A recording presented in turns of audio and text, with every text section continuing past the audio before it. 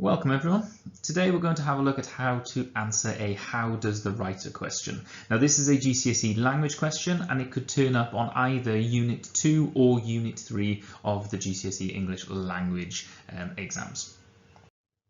What we are learning today is how to answer a how does the writer question and achieve excellent marks for it. This is the type of question that will differentiate students all across the board. Some students will really struggle with this type of question and therefore struggle to hit that C grade that they'd like. This is the type of question that can also differentiate those A's and A stars. So I think it's one of the more challenging questions on the paper, but it's also the type of question that you will probably be able to do really well on because it's the type of thing that you've been practicing to do since you started with us in Year 7. What I'm looking for from all of you is to understand what the expectations of this type of question are, to understand what you should be looking for and also understand what mistakes that you should try and avoid, and also how to analyse language effectively.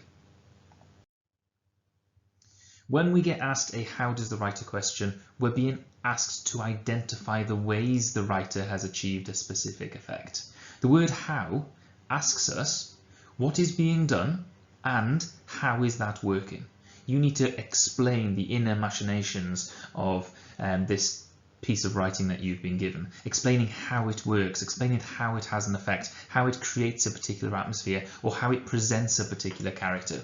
So it will use your inference skills in order to find out how this writer has been able to achieve their effect. This type of question will turn up in Unit 2 or Unit 3. And if it's in Unit 2, you'll often be asked to identify how a character is presented, or how a setting is presented, or how an atmosphere is created. If it's in Unit 3, you're probably going to be asked how this person has been able to persuade their reader. Now, the skills that you need for either Unit 2 or Unit 3 are exactly the same, but the knowledge that you will need will be slightly different between Unit 2 and Unit 3. Because the techniques used in literary writing and the techniques used in persuasive writing, whilst they do share the same fundamental skills, they also have different techniques being used. For example, in Unit 2, you'll probably be commenting on the adjectives or the adverbs or the metaphors that are used in that piece of writing. You might mention the similes or the personification or the alliteration and its effect, perhaps how they've used short or long sentences, perhaps how they've conjured images, and how they've used a particular semantic field. And some of those techniques that you'd be looking for in a literary piece of writing will be found in a Unit 3 persuasive piece of writing too, but some of them won't be as heavily relied upon.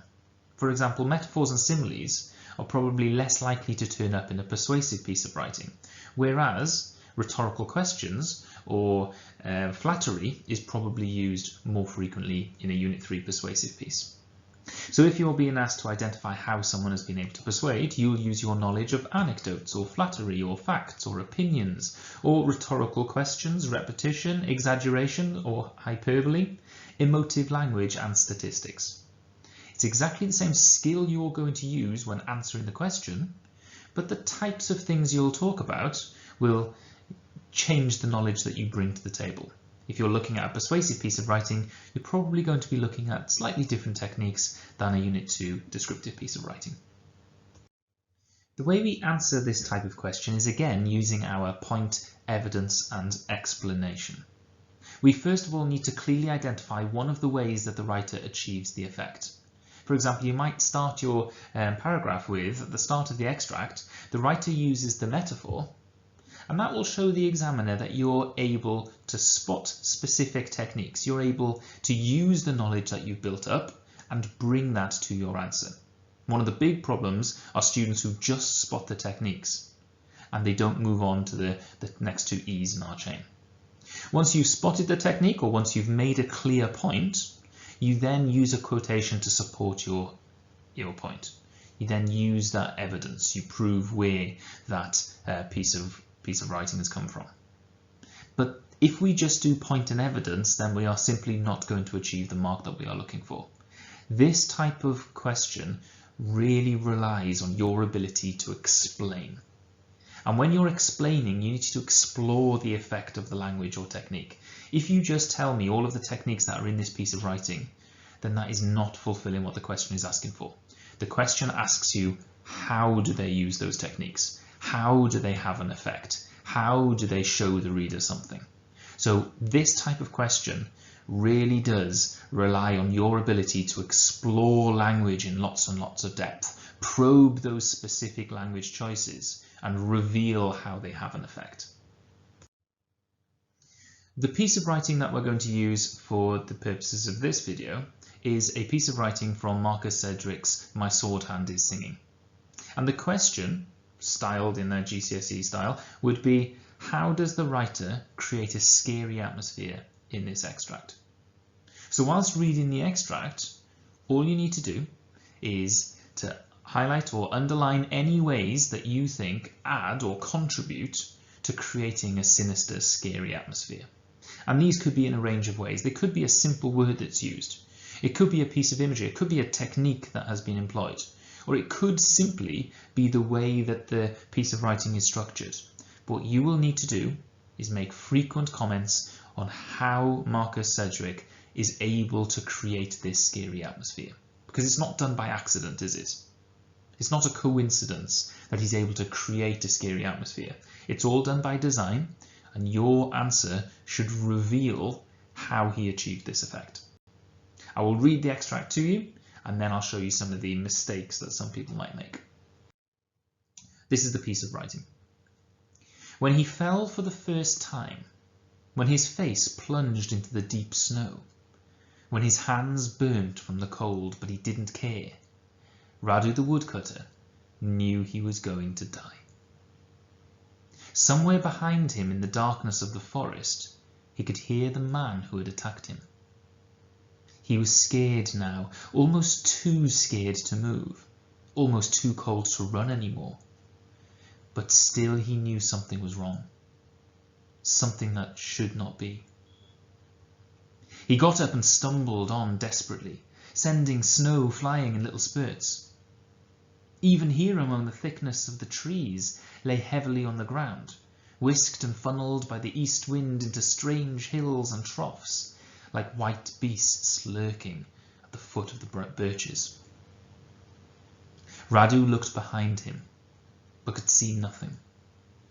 Nothing but the vast, unfathomable forest. It was said you could ride from Poland to Turkey and never see the trees behind. But he knew it wasn't true. Nothing could be that big, not even the mother forest. He stopped for a moment, listening hard, but all he could hear was his own panting as he sucked air into his painful chest. He no longer knew where he was, though the forest had been his home all his life. His hut and his village were far away. He looked around, straining to recognize anything, but all he saw was 100,000 silver birch trees. A branch cracked, and with horror, Radu's eyes snapped back to his pursuer. Now Radu saw him again. He knew what was wrong. "In the name of Jesus and the forest!" The words fell dead in the softness of the snow. But even as they did, Radu turned and began to run, lurching wildly from tree to tree. His right hand left a smear of blood on the paper bark of a birch, but that wound was irrelevant now. It was such a short while since he'd been cutting wood with his axe, the axe that lay somewhere in the snow, its blade stained with blood, already frozen. His blood. He hit another 2 trees, but barely noticed, and suddenly he realized where he was, close to Chust, where his fellow woodcutter, Thomas, lived in a hut outside the village. For a fleeting moment, a flame of hope ignited in his heart. He had run fast. The village was only a short way through the trees, and he could no longer hear his attacker behind him. But then Radu rounded a tree and ran straight into him. The man was not tall, but he was fat, bloated. His skin was as white as the trees around them. There was dried blood at the corners of his shriveled mouth. It had taken Radu all this time to recognize him. Radu took a step backwards, his fur boots brushing through the snow. He tripped over an unseen root, but kept his feet. He lifted a hand and pointed at the man. "But Wilhelm, you're dead." The man lunged forward and shoved his hand like a knife into Radu's chest, feeling for his heart. "Not anymore," he said. And now it was Radu who fell dead in the softness of the snow. As we were reading that piece of writing, and if you do some annotation, if you pause the video and you go through and you analyse it in lots and lots of depth, you will notice that lots of techniques are used, and it's fairly simple to pick some of those out. For example, when he describes the birch trees like white beasts, that's quite clearly a simile being used for deliberate effect. If we look at some of the short sentences that seem to permeate throughout this piece of writing, his blood, bloated, not anymore, those are used deliberately to create tension. If we look at some of the language that's used, for example, his eyes snapped back, that sense of immediacy and urgency has been created. And if we look at some of the other techniques like the metaphors, the personification of his words fell dead, or the metaphor, a flame of hope ignited in his heart, all of these techniques have been used deliberately to create a sense of sinister atmosphere. What your job is to do is not to just spot these techniques and tell me what they are. Your job is to let me know what techniques have been used and how those techniques have contributed towards creating that atmosphere. What you will need to do is not just identify the technique and explain the technique, but also to probe those language choices. For example, the word beast reveals quite a lot. It reveals that unhuman, demonic element that seems to have been created, where a sense of danger is behind every single tree, much like a beast cannot be controlled. If we were to look at a flame of hope ignited in his heart, we have that image of warmth, that image of positivity, that image of hope being created, and yet later on it's very quickly extinguished by the coldness of the environment. And again, if we were to have a look at his skin was as white as the trees, the sense of white there seems to create that deathly quality. And that's exactly what we see when we meet the character. What is really important, though, is that we don't just talk about the techniques, you also talk about the language choices that are used. You also talk about the way that the piece of writing is structured. For example, when the writer uses the word something, he uses it many times. It's not necessarily a special technique that he's using, but the word something reveals a lot in this piece of writing. The word something shows that at the beginning of this text, the character has no idea what's going on. And that sense of confusion, that sense of frustration, of not having the information that's required, contributes to that atmosphere. So when we're looking at a piece of writing, please don't think you can only comment on one of the techniques that you've been taught in class. You can comment on absolutely any word that is used. And very often, the stronger students will be able to make a lot from a little, to explain how a single tiny word has been used to such terrific effect. So please don't ignore the language of the piece of writing. Make sure you really explain how those language choices reveal. With any question, there are mistakes that we need to avoid, and how does the writer is one of the questions that I think I probably see most mistakes. Because we pick up bad habits along the way and we think that we're saying something very clever when actually we're saying something that's perhaps a little vague. The three mistakes I'd like to just make you aware of today are, first of all, technique spotting. Some students will go through their answer simply spotting the techniques that are used and they don't probe it in as much detail as they need to. I'll show you an example of this in just a second.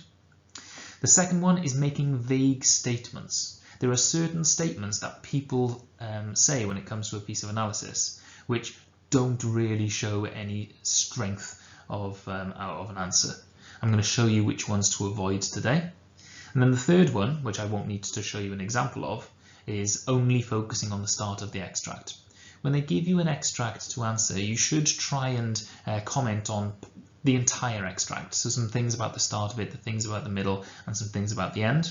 Very often in an exam situation, people spend all their time analysing the first paragraph and they don't give themselves enough time to comment on the rest of the extract. You should try and cover the extract in its entirety. The first mistake I'm going to show you is technique spotting. At the start of this extract, the writer uses lots of verbs like plunged and burnt. Then the writer uses the simile to describe the trees, like white beasts lurking at the foot of the birches. Later, a metaphor is used which describes a flame of hope ignited in his heart. The extract finishes with short sentences of direct speech, "But Wilhelm, you're dead." This student is quite adept at spotting the techniques that are used. They've clearly listened to their teachers, they've clearly learnt the different literary techniques, and they are able to spot them. However, this student is not doing what the examiner is asked for. This student is simply pointing out what's been done. They haven't explained how it has an effect. This person has not analysed the text. This person has just picked out the bits that they think are important. This student will not achieve highly in this exam paper, and the reason why is because they haven't been able to show off the main skill that is being asked for, and that main skill is the ability to analyse, the ability to explore language. This student isn't able to do that. So when you complete your answer, I would expect to see analysis of language, not just spotting the techniques. The second answer, I've just manipulated the first answer. Second answer is the type of person who makes vague statements that don't mean anything at all. And I've placed those in red. I'll read the piece of writing to you, and then I'll explain why this will achieve a very poor mark in the GCSE paper. At the start of this extract, the writer uses lots of verbs like plunged and burnt. This makes it exciting and makes the reader want to read on. Then the writer uses the simile to describe the trees like white beasts lurking at the foot of the birches. This is very effective and a clever use of a technique by the writer. Later, a metaphor is used which describes a flame of hope ignited in his heart. Writers often use metaphors in their writing. This adds detail to the piece of writing. The extract finishes with short sentences of direct speech. "But Wilhelm, you're dead." This makes the reader really picture the scene and allows them to imagine actually being there and witnessing it for themselves. All of those statements that I've put in red don't mean anything. They don't show any understanding. You could take any one of those statements and put it next to any piece of analysis and it doesn't actually change anything. These are very vague. They don't focus on what needs to be focused on. There's no analysis in this piece of writing, even though this student probably thinks they're analysing. For example, if we're going to analyse the words plunged and burnt, the purpose of those words don't just make it exciting. The purpose of those verbs are to introduce that sense of pain and suffering, to introduce this person whose lungs are burning and his hands are cold. This is the type of person who is plunging. Plunge reveals the quickness of his actions. Plunge shows the desperation of him to try and escape. It doesn't simply just make it exciting. A weaker student might suggest that something is exciting without explaining why. What you will need to do is analyse the word plunged, analyse the word burnt, really explain the connotations of those language choices, not just make an unsubstantiated claim that it's exciting. The next one, which says, this is very effective and a clever use of the technique by the writer. This question is not asking you simply to compliment the writer and the fact that they've used a technique. Not all metaphors are clever. What you need to do is explore why that technique has been used. Why has he described it like white beasts lurking at the foot of the birches? So probe in the words white, probe in the word beast, probe in the word lurking, revealing that sense of danger behind every tree, not just explaining how it's a clever use of a technique. The third piece of red text on your screen says writers often use metaphors in their writing. This adds detail to the piece of writing. Simply stating this adds detail is pointless. Everything adds detail. What you need to do is explain why that detail is being used. Why has that writer used that metaphor? What is the effect of the metaphor, a flame of hope ignited in his heart? Explore the connotations of flame, revealing that warmth and that potential and that possibility. but also perhaps the vulnerability of that flame that very quickly becomes extinguished. It's worth analysing those pieces of language choices, not making a silly statement like these. The final one is this makes the reader really picture the scene and allows them to imagine actually being there and witnessing it for themselves. This student isn't explaining why that direct speech is being used. Direct speech is used only at the very end of that extract. Explain why. Explain the effect of that.